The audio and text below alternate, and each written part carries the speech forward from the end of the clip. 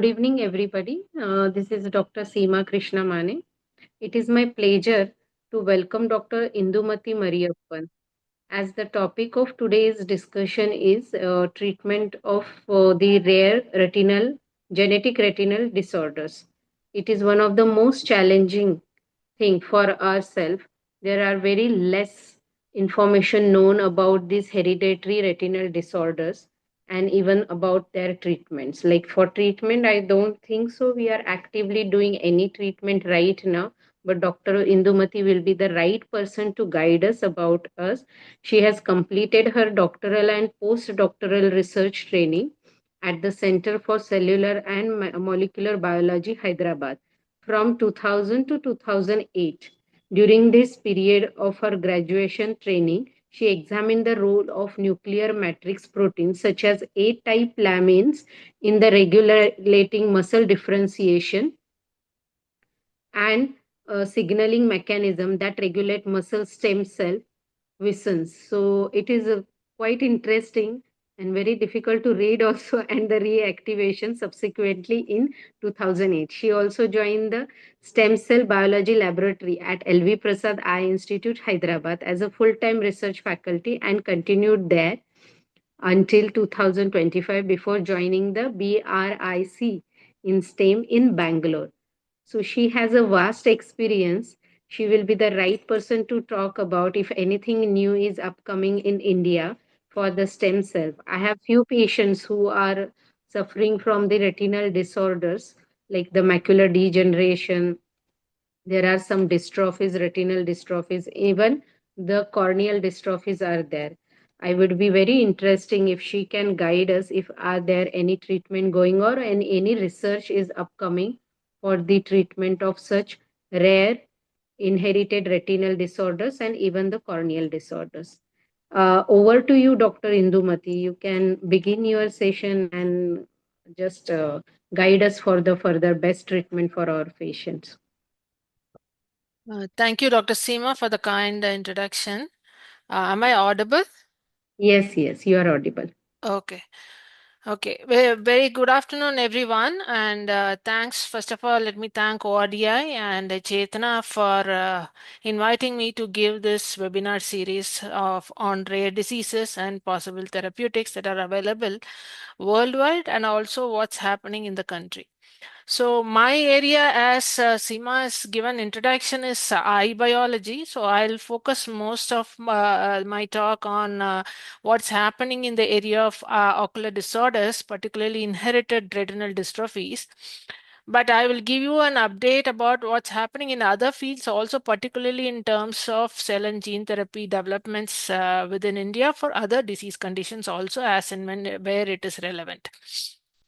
So to begin with, as many of you would know, retinal dystrophies are rare disease conditions, mainly because there are many genes involved, inherited conditions. So over 300 different genes have been implicated in this disease. So when you are considering a particular gene mutation, it's really rare in the sense it's either 1 in 4,000 to 1 in 10,000. So that's the rarity of this disease, and it can also be age related, as in case of AMD, where patients who are older than 60 years can gradually lose vision. And this starts from the center of the retina. So therefore, the patients will start losing vision from the center, which is the macula. Therefore, it's called age-related macular degeneration. Whereas in case of retinitis pigmentosa, which happens in much younger individuals, and LCA, labor congenital amaurosis, which affects very young children, the vision loss happens from the center to the periphery, from the periphery to the center, in the sense that the peripheral retina are getting damaged, vision is preserved, and they will have this kind of a tunnel vision. So eventually, these patients, as the degeneration proceeds, they will totally lose vision and go blind. So as of now, we really don't have any treatment conditions for many of these retinal dystrophies, as Dr. Seema rightly pointed out. And if you're thinking, looking at the retina, so what is happening in the retina in these conditions? So this is a complex structure of this entire neuroretina, which actually senses the light at the back of the eye. And there are many cell types. As you can see, there are three different layers of neurons, basically. They are like brain cells. But they sense light and then transmits the signal back to the retina, so back to the brain for visual perception. So main cell types that undergo degenerations are the rods and cones which are lying in this outermost layer. And there is also another cell type called RP cells, retinal pigmented epithelium. It's like a single layer of pigmented cells which are there at the back of the eye, and they support the photoreceptors. If the supporting or the nerve cells also undergo degeneration, then gradually the photoreceptors will die, and therefore visual perception gets seriously affected. So the target cell types in the retina are not all the interneurons, but mainly the photoreceptors which are just sitting on the outside, which senses the light, and the RP cells which support the photoreceptors.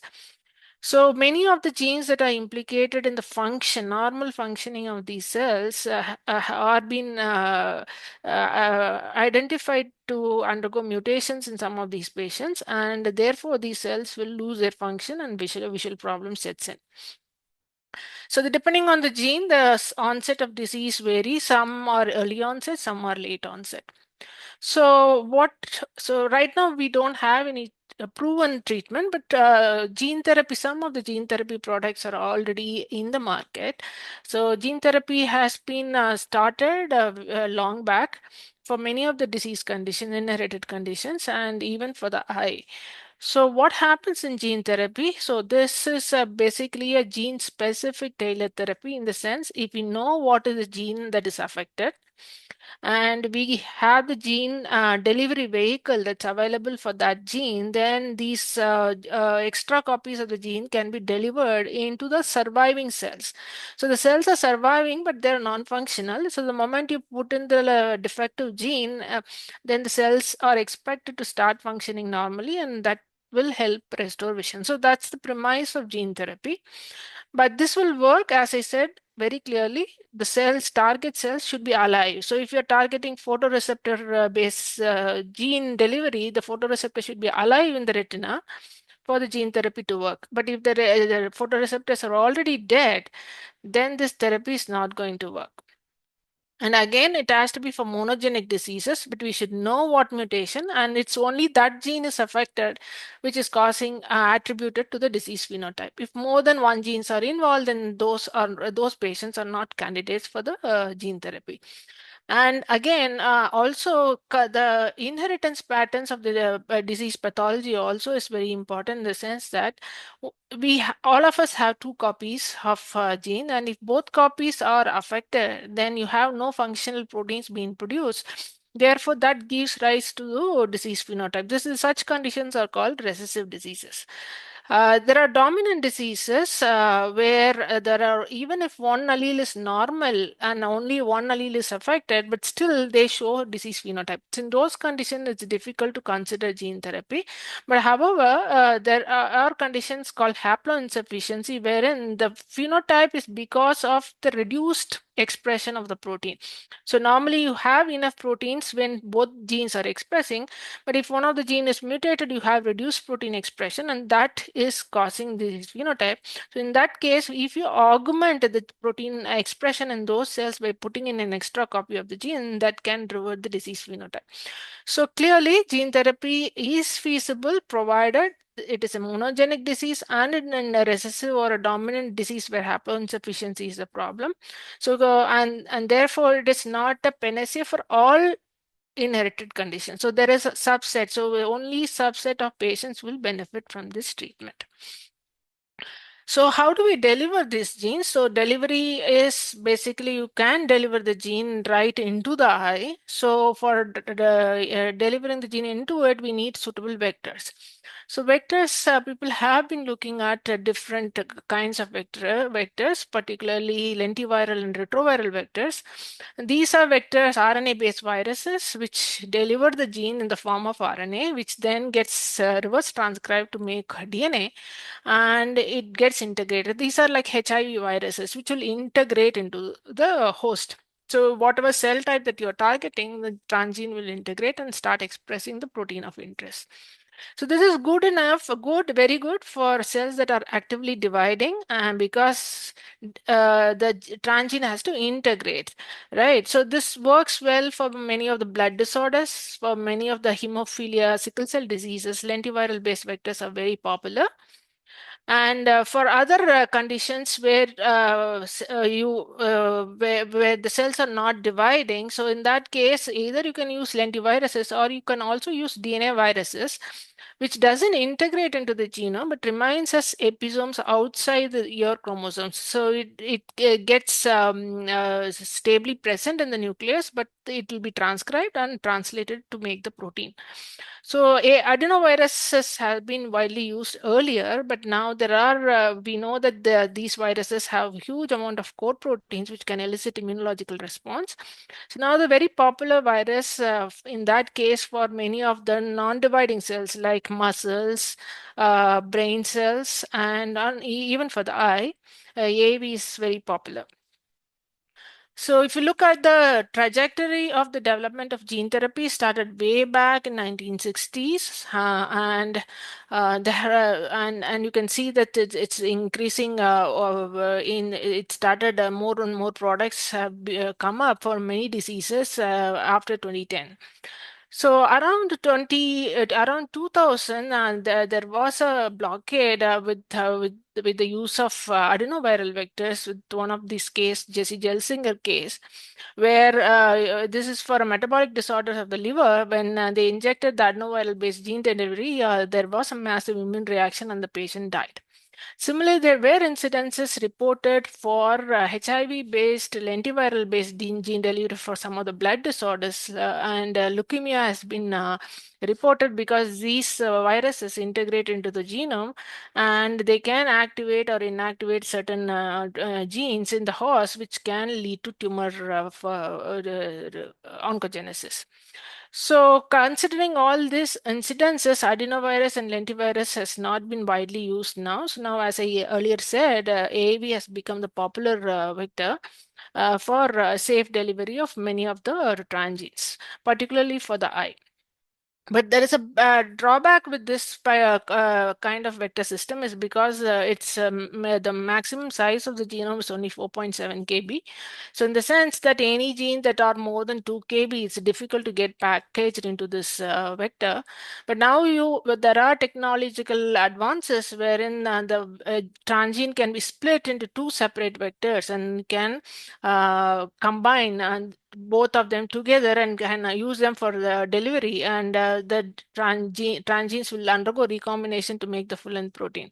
So now it's possible that even if the genes are bigger, you can pack them into AAV viruses and can develop treatment modalities for many genetic conditions. So you can see that starting from somewhere in the last 1 decade, a lot of products have been approved by the FDA for the treatment of variety of conditions, including eye, which is Luxturna, the first product for LCA2, which affects the retina in very young children. And you have products for spinal muscular atrophy, you have for hemophilia A and B, and you have for sickle cell disease. And now you have also many CAR-T products are also available, and for Duchenne muscular dystrophy also. So there are a variety of lot of companies are now interested in developing products which are now commercially available. It has gone through clinical trials and approved for commercial marketing. So gene therapy, as I said, it's basically delivering a gene of interest into the cell. This can be done directly by injecting the virus into the patient. Say in case of sickle cell disease, you can directly inject the gene into the bone marrow.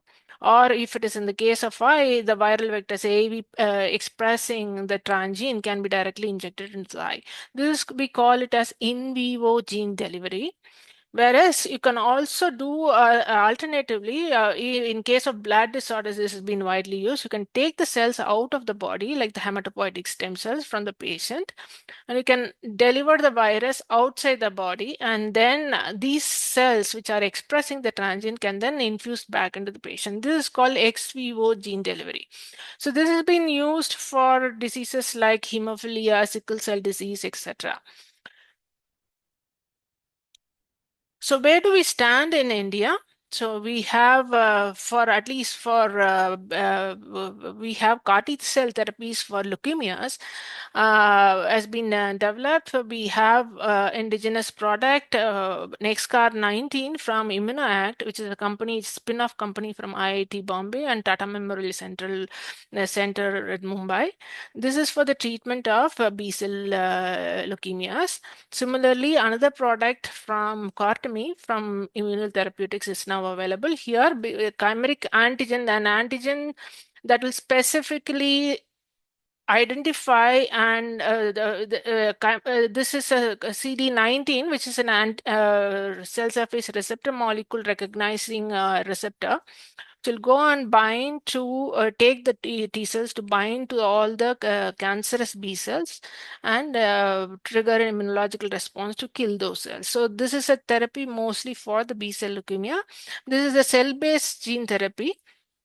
And now we also recently, and the cost of this product, commercial product, which is a similar commercial product called Chimera, which is developed by Novartis, is about 475,000 US dollars, which is, you can see that the cost of an indigenous product is somewhere between 30 to 40,000 US dollars, which is 40 to 50 lakhs in Indian rupees per patient. And because of the indigenous technology and local manufacturing, we could bring down the cost to about 10 folds when compared to the commercial product, international product. And also for hemophilia, where there is a loss of absence of factor 8, and in case of hemophilia B, factor 9, gene therapy vectors, particularly lentiviral-based gene therapy vectors, have been developed. This was developed by the Center for Cellular and Stem Cell Research at CMC Bangalore. This was taken into phase 1 trial recently, and 2 patients have been successfully treated in India. And a similar product, which is Roctavian, which is about 2.9 million US dollars. You can see the difference in the price. So in India, you can treat these patients anywhere between 40 to 60 lakhs rupees INR. So we have other products for sickle cell and other disease for other ocular diseases also coming up. So as I said, for the eye, LCA2 for gene therapy with AAV2 RP65 gene therapy has been commercially approved. The product is called Luxturna. It costs about 7 crores INR for one-time injection into 2 eyes. Definitely, this is not affordable for many of our patients. We need similar gene therapy products to be developed in the country. So we have couple of groups which are working specifically focused on some of these eye diseases and muscular dystrophy, particularly IIT Kanpur, where AAV gene therapy for LCA2, and they're also developing for DMD and hemophilia A for the delivery of factor 8. So these technologies have been successfully licensed to the companies, Indian companies, which are Reliance Life Sciences and Laurus Labs, which will be soon starting clinical trial in India. Similarly, we have Grow Laboratories at Narayanathraya, Bangalore. So they are also developing similar products for, in addition to DMD and sickle cell disease, they are also developing for Stargardt disease, which is a retinal degenerative conditions where the ABCA4 gene is mutated. And similarly for LCA2 for the RP65 gene therapy, similar, this is very identical to the Luxturna product, and also for another corneal condition called keratoconus. So we are hoping that these products, indigenous products, will be much, at least 10 to 20 times cheaper than what an international, what you get in international markets.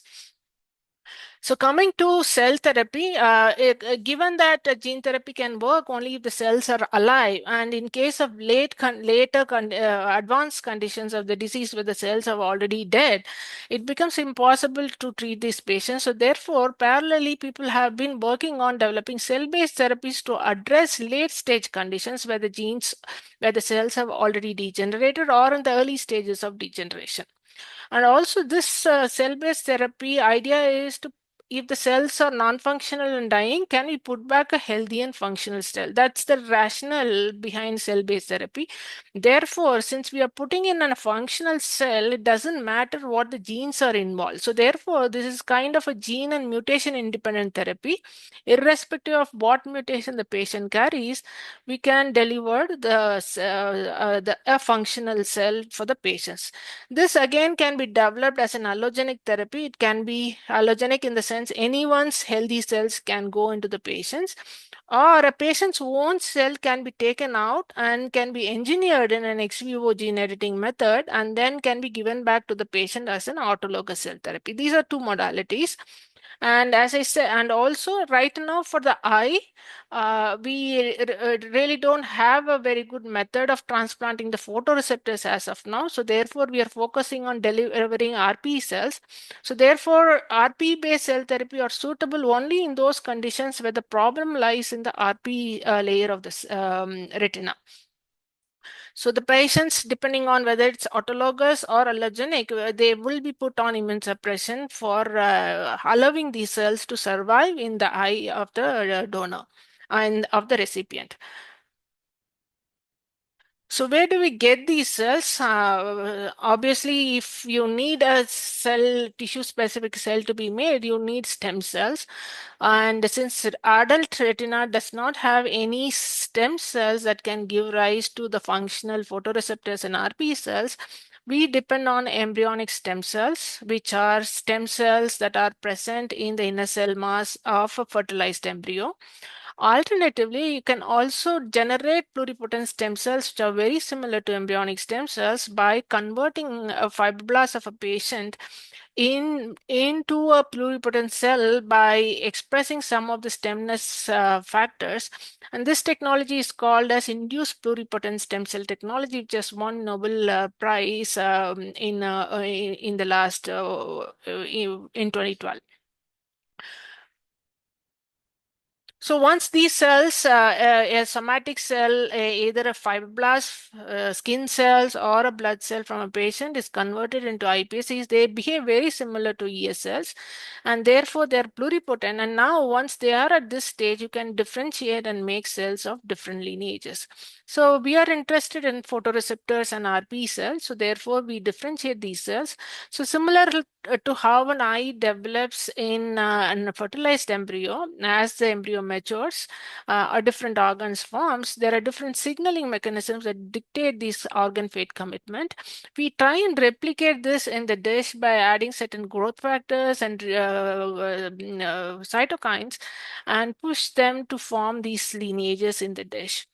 So now you have the technology to make these cells from iPSCs. So this is how a normal retinal looks like. So you can generate miniature retinal organoids in the dish, which are based about 2 to 3 mm in size, and they have expressed all the retinal photoreceptor markers, suggesting that these cells have really become committed to neuroretina. So you can see that when you allow it to mature over a period of 3 to 4 months, you can just get photoreceptors, which are very much similar to the functional photoreceptors that are present in adults. And these cells can now be harvested for developing therapies, cell-based therapies. So if you this is a full-fledged retina, which is about 2 mm. When you open up the structure, you get a linear sheet of neuroepithelium, which is about 6 to 7 mm graft, full thickness retinal graft, which has completely from photoreceptors to RGCs. So this can go for transplantation. Similarly, we can also make RP cells, retinal pigment epithelial cells, the supporting cells for photoreceptors. And these cells can also be manufactured in about 2 to 3 months time from iPSCs. And we now have processes that are approved by DCGI, and we are hoping to start clinical trials in the near future. So such iPSC-derived cells have been evaluated in clinical trials around the world, so in the US and in Japan, and they have shown that these cells are safe and doesn't elicit any immunological response, and also shown some efficacy in this early phase 1 trials. So where do we stand in India? So our group is also developing a similar product, but we have one product that has already been approved by DCGA and has entered into the phase 1 clinical trials last year. And so far, this company, iStem Private Limited, has developed a product called iSight RP. This is again, as I said, it's an allogenic product derived from iPSCs. These are RP functional cells delivered into the patients. About 9 patients have been treated so far, and the trial phase 1 trial was completed in March 2025. And these cells, the early outcome, the company has reported that it is very safe and well tolerated by the patients and did not show any adverse events so far. And there now we hear that the company has got approval to enter into phase 2 trials and will be soon initiating trials in the country. And any interested patients can be suggested to check for the clinical trial gov and if can be registered for any prospective recruitment into this trial. So this is about allogenic therapy. What about autologous therapy? So in case of older patients, if allogenic therapy requires immune suppression, you really need to immune suppress the patients to allow the cells to survive in the patient's eye. But if you immune suppress an older patient already who are immune compromised, then there will be issues of other infectious problems and urinary infections. There's so many other risk of getting other diseases. So therefore, we are people are also looking for developing autologous cell therapies where we can combine gene editing. Now we have advanced gene editing technologies being available. Can we take the cells of the patient, make iPSCs, and once you have the iPSCs, can we edit and correct these mutations? So once mutations are corrected outside the body in the dish, can we then differentiate and make retinal cells and give it to the patients for therapy? So this is called an ex vivo gene cell therapy where cells from the patients are taken out, edited, and given back. So, the, so so here again, gene editing can be done either directly in the patient, that's in vivo. The CRISPR editing constructs can be directly injected into the eye for in vivo editing, or as I said, it can be taken out of the body for an ex vivo editing.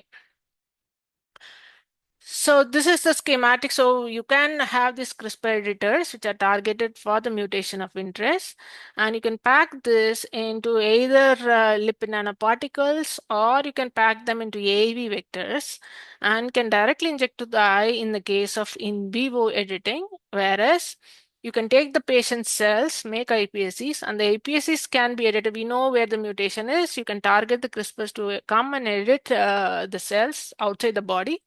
And once edited, then you differentiate them to make iPSCs. So the iPSCs are not, the stem cells are not injected into the patients. It's a differentiated, fully functional, mature retinal cells are injected into the patient's eye. So that is a strategy. So there are companies working on this aspect in vivo editing. There are companies working on ex vivo editing. So this is one product approved by FDA for the treatment of patients with LCA10, where the mutation is in gene called CEP290. The product is called A-EDIT101 for which carries AAV5 virus carrying the CRISPRs that will go on edit and correct the mutation in these patients. And similarly, for sickle cell disease, for activating the fetal hemoglobin, we have a product called Casgevy.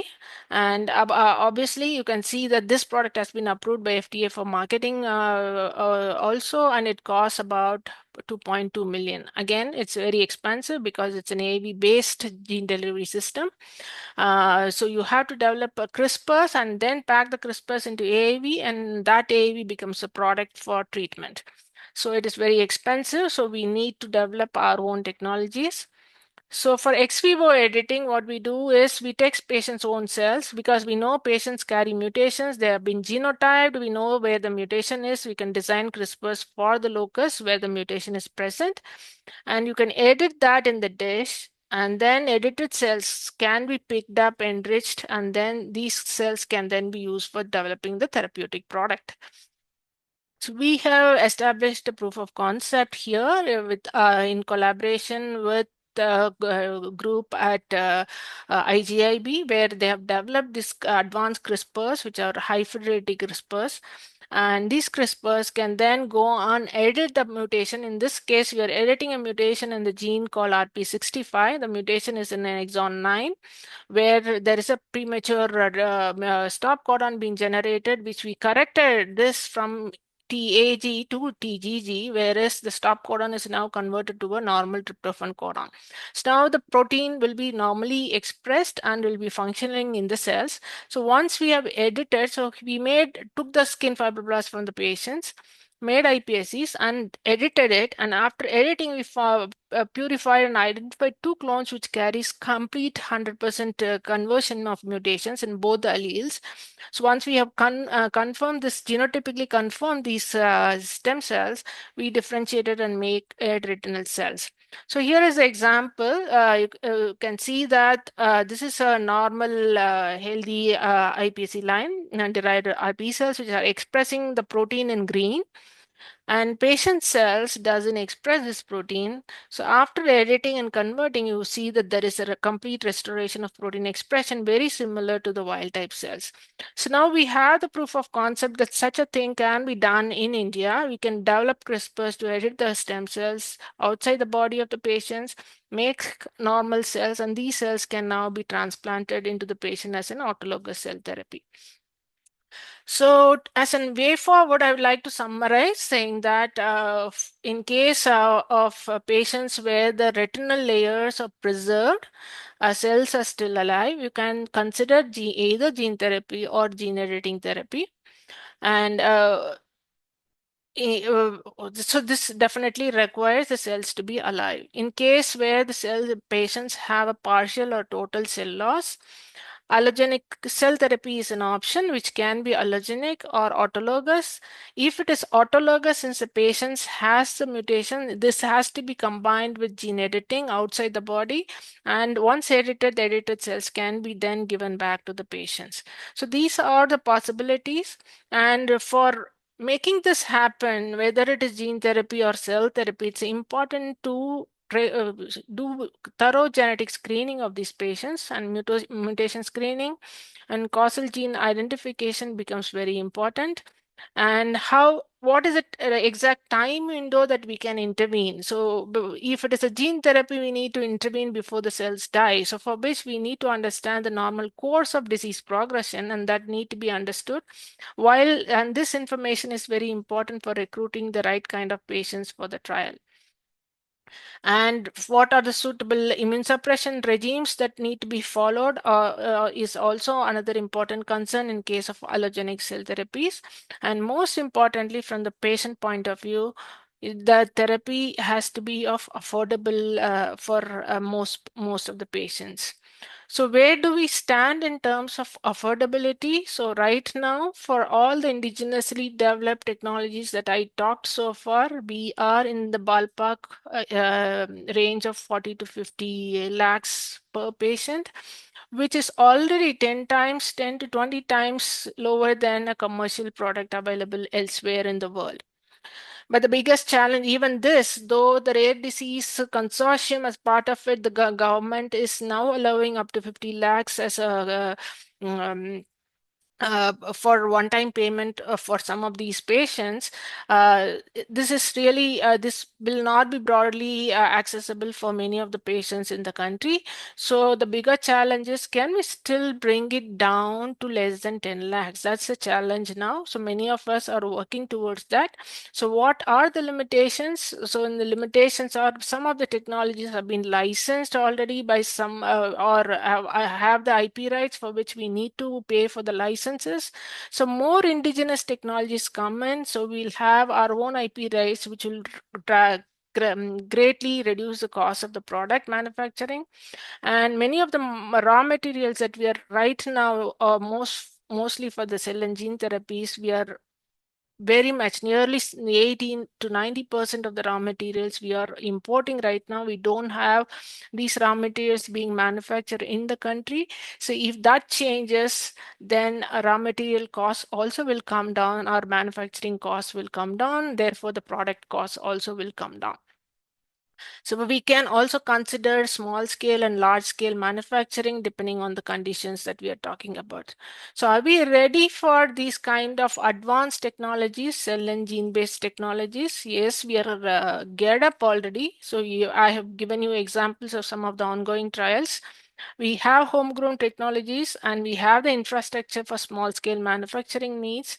And regulators are also now up and supporting many of these programs with special themes and packages for industries and academic partners.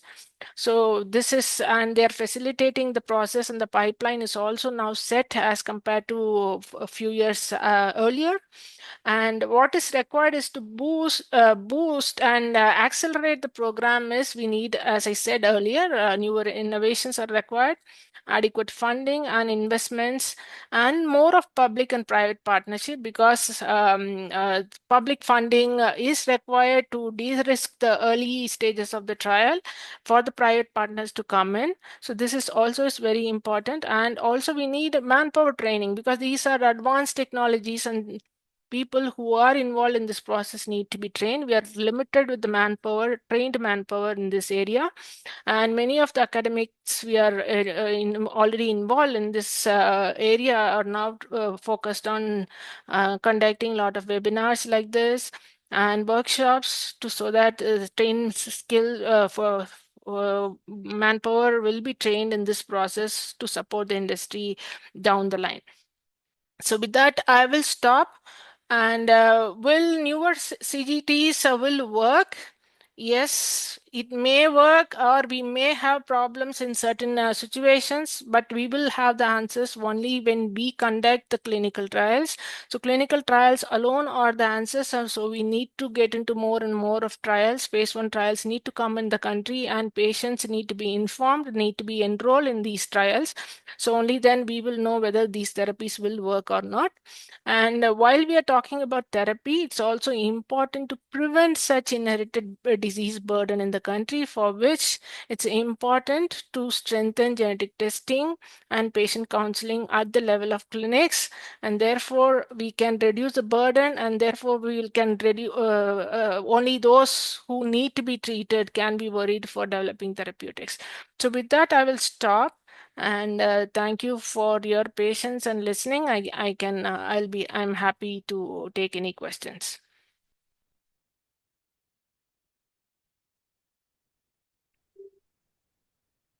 Dr. Seema ma'am say she started her OT, and so is there any questions, attendees? I think one question in ma'am in Q&A box, I think.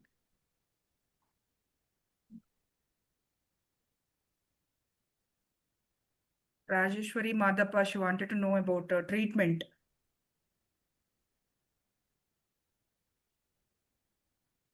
Treatment for? She wanted to know newer treatment for retinitis pigmentosa. So we really don't have an approved treatment right now for be it for gene therapy or cell therapy. So as I said, the iPSC-derived RP cell therapy trial, that's one trial has been started, phase 1 completed. Phase 2 will be initiated. This is mainly for AMD. So AMD secondary to geographic atrophy. So that's the indication, and if any of the patients are interested, they can check the inStem website for enrollment in the phase 2. So that's the one trial. But for gene therapy, for AAV-based gene therapy will start soon, either by IIT Kanpur group or by the Narayan Nethralaya group. That will be soon be initiated. And people can keep checking the websites for any information on that. So in the next 1-2 years, you can expect to see few trials taking off in India. Thank you so much, ma'am. I think there is no questions.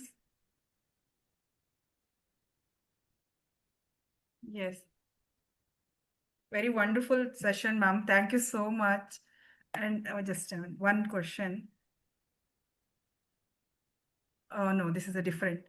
They're asking, do you have any treatment for Pitts and Hopkins syndrome? No, not in India. Yes, that's right. Okay, ma'am. Thank you so much, ma'am.